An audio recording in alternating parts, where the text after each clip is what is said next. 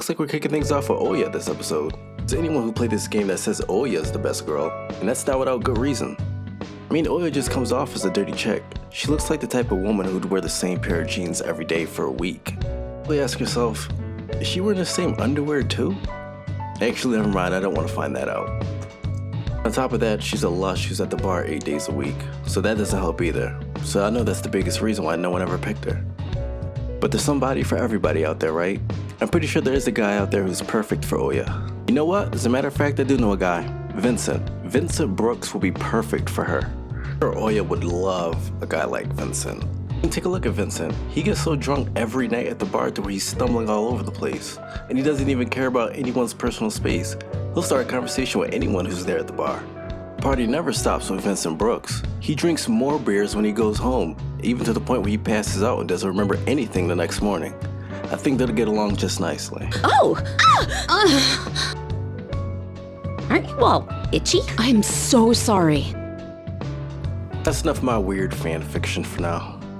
When we get back to the main cast, Yusuke can't wait to start his nude painting of An. But let's be honest, he wouldn't be the only one. I mean, even if you can't draw, you'd probably use that as a line just to get her in your house. Then use some bullshit line like, oh, this is abstract art. Don't judge. Now Yusuke takes one look at An, and he knows that she's been watching those fat acceptance videos on the internet. And I know he's like, honey, I know you like sweets, but slow it down a bit. Fat bitches need Like, love honey, I know too. you're a model, and there's plus size models out there, but not too many women could pull off the plus model thing. Seriously, but how did Yusuke not notice she was wearing 20 layers of clothes? And how did An not die from a heat stroke? And how did she even walk and all that? Questions that don't need to be answered, I guess. Flashback scene, and I love this flashback scene. Now here the crew formulates a plan so they can open up a door in Madarame's cognition. And obviously the only way to do that is if An gets butt naked.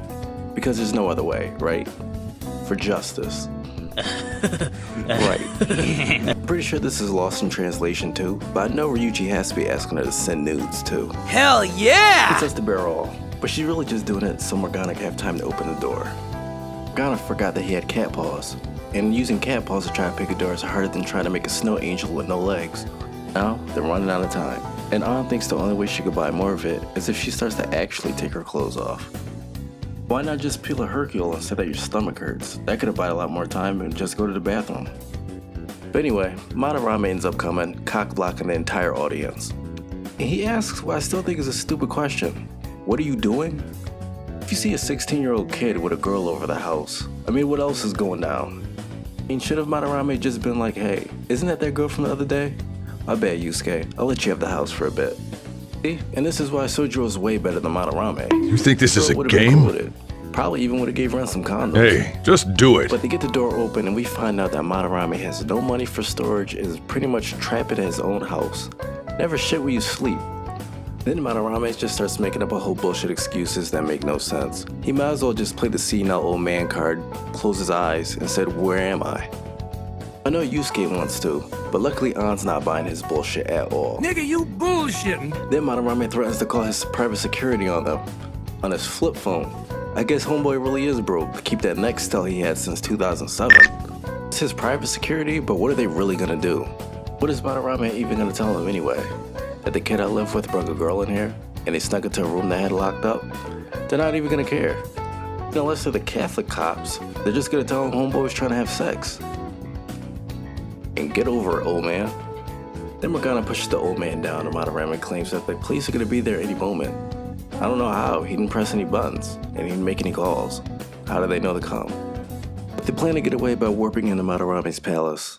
And they do, and they accidentally end up bringing Yusuke with them. And for some reason he's holding on, and I don't know why. I mean, she has superpowers, why does she need him to hold her? Now Yusuke's warped in, and he sees the whole crew there. Now you know too much. Instead of ordering Ryuji to beat him over his head, they just start explaining everything to him. They come across Shadow Madarame, who's looking mighty fabulous. Like Shadow Kamoshida, he ends up snitching out on the real one. He even decides to have someone get held up and smack him like Shadow Kamoshida did. This must be a habit that they all have. Obviously this triggers a persona, and Yusuke's awakening is actually the coolest one I've seen in the anime so far. I am thou.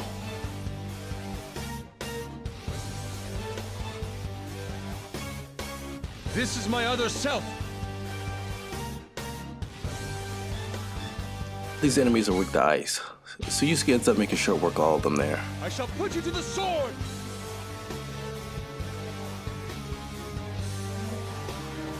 And the curtain falls. Now, after the battle, they decide to all go out to a restaurant. That's because Yusuke isn't a member yet, so he needs to have his drink initiation to actually join the group. I said drink all of it, asshead! Lap it up, asshead, or you're never getting in. Pledge! Come on! Why? It is far too spicy. I still remember this scene in the game. Yusuke acts like an asshole and actually eats with these guys the whole time, but when the bill comes, he just tells them, Thank you for the meal. The hell? last time we're hanging out with you, Yusuke. Goes back and forth about which incarnation of the word fox you think he should be.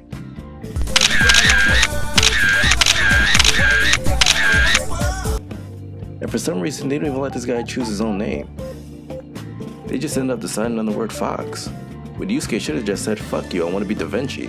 Which is weird, because he had the balls to punk Ryuji last episode. Now he won't even stand up for his own name. I'm really expecting another Akechi scene, but I was surprised we got a post-credit palace run. We even get a scene in the Velvet Room. Was not expecting that one either.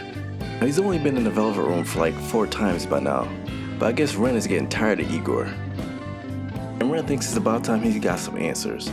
Caroline decides she wants to start acting up. Now personally, I think what he should have asked Igor was this. Have you ever tried simply turning off the TV, sitting down with your children, and hitting them? But hey, that's just me. I just hate to see a child go unbeaten.